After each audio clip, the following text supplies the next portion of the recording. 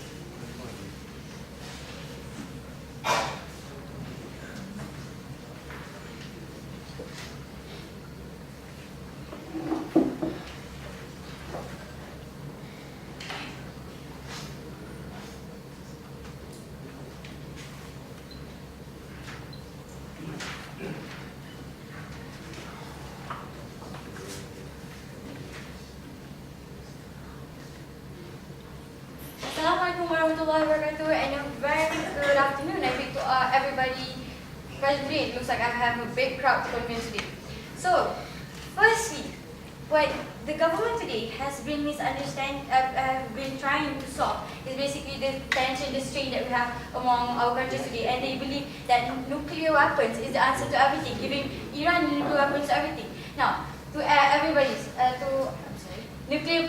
giving nuclear weapons to Iran, to the Iranian would be a source of sending message that, okay, when we give this thing to Iran, it means that, okay, now people have the same power, they won't actually argue with each other. Now, we on the opposition side want to point out that right now we have the nuclear summit.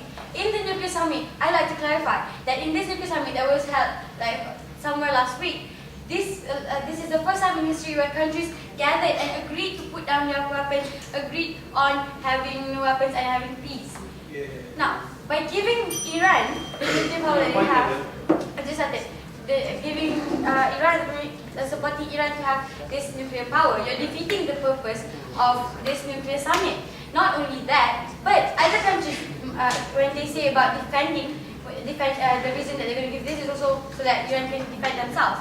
I question, if you really want to give the purpose of nuclear weapons to defend a country, might as well give to the whole world the permission to have the nuclear energy first, so that they can defend themselves from countries who want to attack them.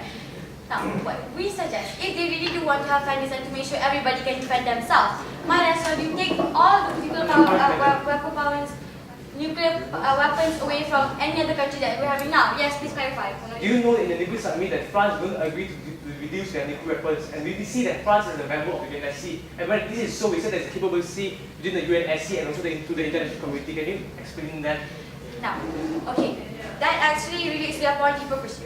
Okay, now why is the UNSC giving this, what they call hypocrisy towards these countries to actually have this nuclear weapons? Firstly, they have the capability. Secondly, they have no actually chance to attack anyone because they have a lot of interests they have to protect. They have a lot of allies they need to protect. So there's no reason for them, if they do actually launch a bomb or any reason, it will be damaging their interests that they have nowadays as veto countries. Now, we question their mechanism though. Now they say that basically when they're going to give this nuclear weapon, when they're going to support this nuclear weapon to Iran, they can come to the NSC and see with monitor and everything. They agree that yes, there are underground activities. Now, my third speaker, you either. What if they do attack? Now, when we say this, when they attack, they're claiming that it's okay, we'll have the time to actually react. But when the NSC doesn't react on time, everything will be too late, and it's too late to say sorry. And about the World War III issue, are you waiting for World War III to happen? Then you want to take away all these nuclear weapons? Then only you realize that you made a big mistake in giving Iran this nuclear power. Answering the question of why Iran wouldn't actually be sending a nuclear, launching a nuclear. My first speaker has already clearly stated that Iran has already clearly stated that they have some kind of hatred towards the Western country, and there's a possibility. There's a definite possibility that they will launch. First time, let's please clarify. So you see, currently North Korea and United States of America, they're having a hostile relationship, but yet there will be no bombs sent or being sent by North Korea. Can I explain that? Again, now they're using the past as an example. Now we're thinking about the future. Isn't it better to prevent anything from happening than waiting for things to happen. And then you want to try to create later, which will be a more chaotic and complicated situation. Then with the battle, I'll be moving on to the second point on the document, which is contradicting the whole purpose of Nuclear Summit 2010. As I clarified earlier, the point of Nuclear Summit is to ensure that everybody has a peaceful mind and everybody will live in peace. And even though there are some parties that actually disagree with this, like I've said, these parties that don't have, where people don't actually mind that this French party do not actually decrease the nuclear weapons activity, is because, as I said, richer countries have the interest that they need to protect, and they have less chance to actually having the motive to actually attack any other countries. They already have all the power in the world. Who else would they want to attack when they already have all of this strength, all of this power, and they're on top of the world? Now, why is it contradicting? Like I pointed out, countries that don't have the nuclear power could actually go up against UNSC and ask, why can't we even have the nuclear power? Iran can have it, and you say that you want to give Iran a break so that they can defend themselves. We want to defend ourselves as well. So why can't we get it? So that will cause a very chaotic situation among all of the countries that we have today. Why? Because basically you're being hypocrites as well, only allowing. Why are you particularly supporting Iran? Why not all the other countries as well? While you're even promoting to actually agreeing to support these Iranian countries. Now, the third point on the government today is that it could start a war watching. Let me paint you a picture here. We've already known the status quo, Iran don't like the West.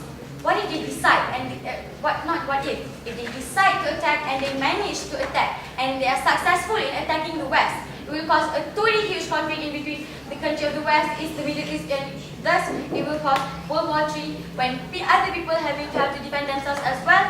Because why? Obviously, there will be a reaction from the West countries. They won't stay put. They will strike back. And this will affect other countries around the world and will cause one more major conflict, one more world war. And that's how we say that, and that's why we say that we can actually give this nuclear, we can support nuclear weapons, give support to nuclear weapons, support Iran to have this nuclear problem if they want to. Because firstly, they don't have the capability. Secondly, it's contradicting what the world is trying to achieve today, which is peace. And thirdly, it could start a World War III by how I can do a picture. So with that, I'd like to once again reaffirm that this House fully opposes this motion simply because it's not the correct thing to do.